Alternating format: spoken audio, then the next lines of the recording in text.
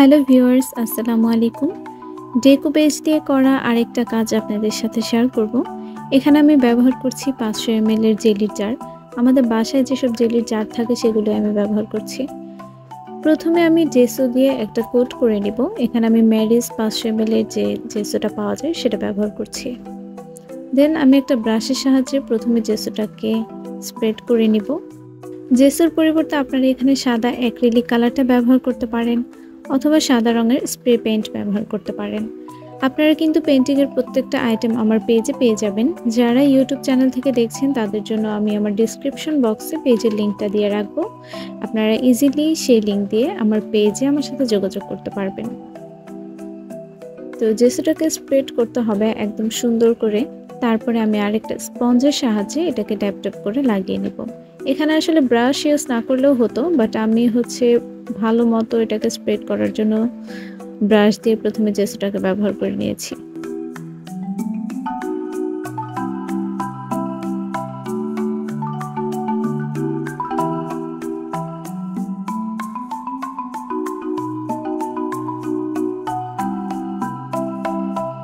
জেসোটা ভালো মতো শুকিয়ে আসলে আমি দ্বিতীয় স্টেপ করব।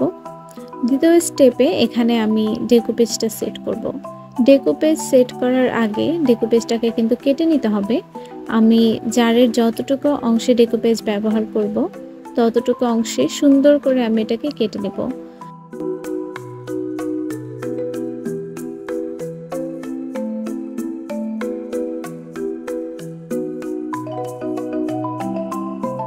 ডেকোপেজটা কাটা হয়ে গেছে। এখন আমি একটা বাটির মধ্যে অল্প একটু পরিমাণে গ্লু আর সাথে একটু পানি ইউজ করব। দুইটা একসাথে মিক্স করে নিব, তাহলে গ্লুটা একটু থিন থাকে এবং ডেকোপেজটা খুব সুন্দর মতো বসে। তো প্রথমে আমি আবার আরেকটু মাপ নিয়ে দেখছিলাম যে আমার ডেকোপেজের কাটা ঠিক আছে কিনা, বাট পরে দেখি না আরেকটু বেশি হয়ে গেছে। তো বেশি সাইডটা আমি কেটে আলাদা করে রেখে দিব। এবার আমি একটা ব্রাশের সাহায্যে গ্লুটাকে স্প্রেড করে নিব। ব্রাশ দিয়ে গ্লু স্প্রেড করার পরপরই কিন্তু ব্রাশটাকে পানিতে ওয়াশ করে নিতে হবে, না হলে আপনার ব্রাশটা নষ্ট হয়ে যাবে। তো আমি ভালো মতো স্প্রেড করে নেব এবং গ্লু বসানো শেষ হয়ে গেলে আমি এটার উপর ডেকোপেজটা সেট করব।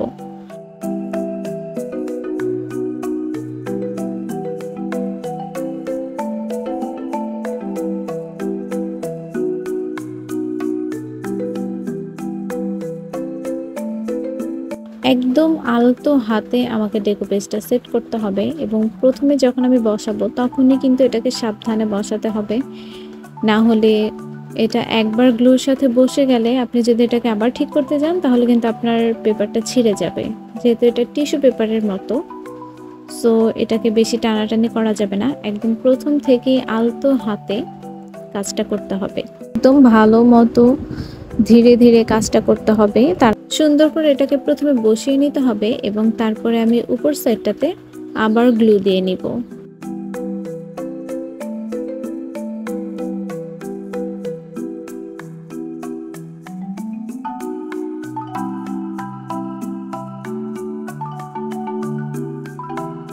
গ্লু দিয়ে সুন্দর করে যখন আমার ডেকোপেজটা অ্যাটাচ হয়ে যাবে তখন আমি এটাকে শুকানোর জন্য রেখে দেব। শুকিয়ে যাওয়ার পরে আমি এখানে ব্ল্যাক কালার ব্যবহার করেছিলাম। মুখের দিকটাতে কিন্তু আমার ব্ল্যাক কালার করা ছিল না, ওটাকে আমি একদম পরেই ব্যবহার করি। জারটাকে আমি শুকানোর পরে চলে আসলাম। আমি এখানে একটা 3D আউটলাইনার ব্যবহার করব। এগুলো গ্লাসে ব্যবহার করা হয়, আপনারা এগুলো প্লাস্টিকের কোনো জার বা প্লাস্টিকের জিনিসও ব্যবহার করতে পারেন, ক্যানভাসও ব্যবহার করতে পারেন। এই লাইনারগুলোও কিন্তু আপনারা আমার পেজে পেয়ে যাবেন। ডিজাইনের চারপাশে আমি এখন লাইনারটা ব্যবহার করব। লাইনারটা ব্যবহার করার সময় একটু খেয়াল করে ব্যবহার করতে হবে, কারণ এটা ছড়িয়ে গেলে সমস্যা হবে এবং যাতে নষ্ট না হয়ে যায় সেদিকে খেয়াল রাখতে হবে। এটা যদি কোনোভাবে নষ্ট হয়ে যায় এটা কিন্তু আর ঠিক করা যায় না। আমি এখানে মেহেদির মতো করে ডিজাইন করে নিব।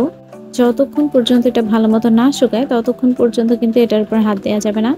আর এই লাইনারটা শুকাতে মোটামুটি ভালোই টাইম লাগে, আর 4-5 ঘন্টার মতো লেগে যাবে প্রপারলি শুকাতে। পরে আমি এটার উপর ভার্নিশিং করব।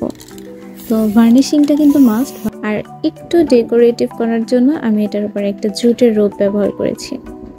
সো এই আমার জারের ফাইনাল লুক। ভিডিওটা কেমন লাগলো অবশ্যই জানাবেন। ভালো লাগলে একটা লাইক করে দিবেন আর একটু শেয়ার করে দিবেন। ধন্যবাদ সবাইকে।